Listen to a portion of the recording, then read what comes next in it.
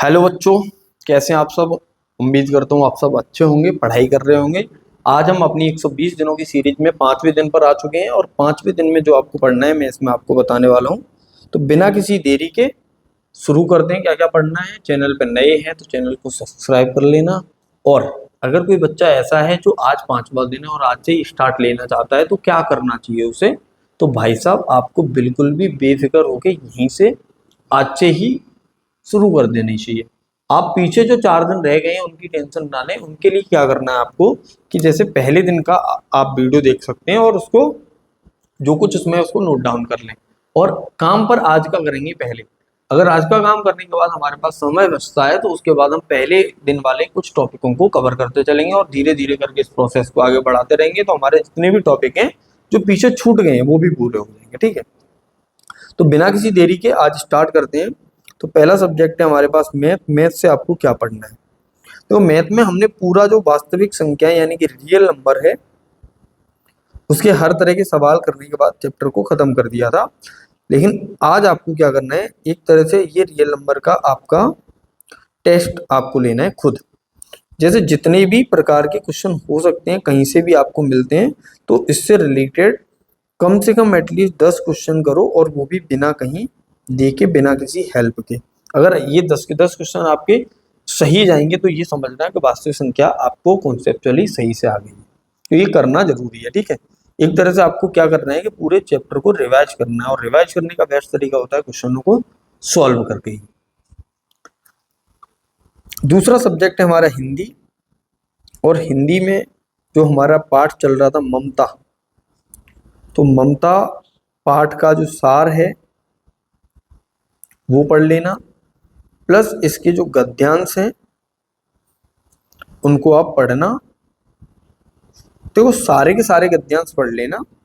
सारे गद्यांश पढ़ना ही है, खाली कुछ नहीं करना, लिखना तो कुछ है ही नहीं, केवल पढ़ते जाना है। उनके क्वेश्चन देखने हैं और जो आपने गद्यांश पढ़ा उसके हिसाब से उसके क्या आंसर हो सकते हैं उनको देखना है। तो कोशिश करेंगे आज के दिन इस पूरे ममता चैप्टर को आप फिनिश कर लें। ठीक है, अगला हमारा जो सब्जेक्ट है वो है इंग्लिश। और इंग्लिश से नेल्सन मंडेला जो चैप्टर था, कल हमने उसकी चैप्टर को ट्रांसलेट किया था और समरी पढ़ी थी। तो आज आप उसके जो शॉर्ट आंसर टाइप क्वेश्चन है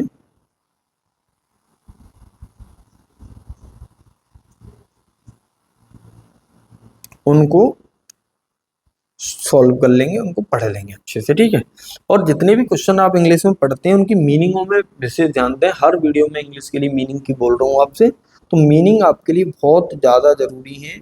इसलिए मैं बार बार बोल रहा हूँ कि मीनिंग जितना पढ़ते जा रहे हो उसमें जितनी आ रही है उन्हीं को पढ़ लो आप, ज़्यादा कुछ नहीं को। ठीक है, अगला सब्जेक्ट हमारा विज्ञान यानी कि साइंस। तो साइंस से आपको जो पढ़ना है ये दूसरा चैप्टर आ जाएगा हमारा। पहला चैप्टर हम फिनिश कर चुके हैं, चैप्टर 2 पे आ गए। और अम्ल, क्षार व लवण ये चैप्टर का नाम है। तो एसिड, बेस एंड सॉल्ट। अब देखो इसमें से क्या पढ़ना है आपको। आपको पढ़ना है अम्ल तथा क्षार जो होते हैं उनकी परिभाषा यानी कि डेफिनेशन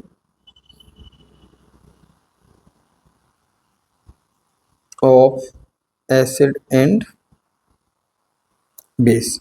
दूसरा काम आपको क्या करना है कि जो अम्ल और क्षार के रासायनिक गुण होते हैं, केमिकल प्रॉपर्टीज,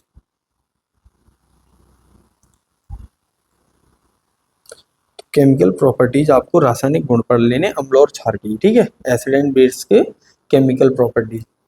अगला जो टॉपिक है इसमें वो है अम्ल क्षार एवं अम्ल एवं क्षार की धातुओं से क्रिया यानी कि रिएक्शंस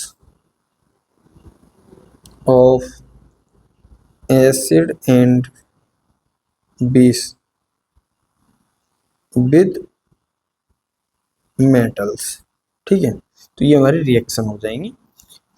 तो केमिस्ट्री में आपको आज इतना पढ़ लेना, देखो छोटी छोटी चीजें, ऐसा मत सोचना कि केमिस्ट्री में बहुत ज्यादा काम दे दिया है, साइंस में ज्यादा काम नहीं है, 1 घंटे के अंदर आसानी से हो जाएगा। लास्ट है हमारा एसएसटी सामाजिक विज्ञान।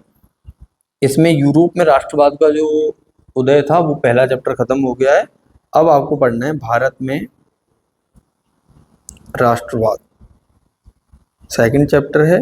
तो इस चैप्टर की पूरी जो समरी होती है, सारांश जिसे बोलते हैं, तो सारांश पढ़ लेना है, या आपको फास्ट ट्रैक रिवीजन के नाम से लिखा मिले तो उसको पढ़ लेना। ठीक है, कुल मिला के इस चैप्टर में जो हुआ है उसका सार पढ़े, पूरा चैप्टर पढ़ने ना बैठे, क्योंकि पूरा अगर चैप्टर पढ़ने बैठोगे तो वो पूरा आप पढ़ नहीं पाओगे, टाइम बहुत लग जाएगा। तो चैप्टर की समरी पढ़ें, उसके बाद हम क्वेश्चंस पढ़ेंगे। तो 1 घंटे के अंदर इस चैप्टर की पूरी समरी पढ़ी जा सकती है आसानी से, तो आप केवल उतना ही पढ़ लें। ठीक है, तो पढ़ते रहेंगे तो बढ़ते रहेंगे। गुड लक, मिलते हैं नेक्स्ट वीडियो में। जय हिंद, जय भारत।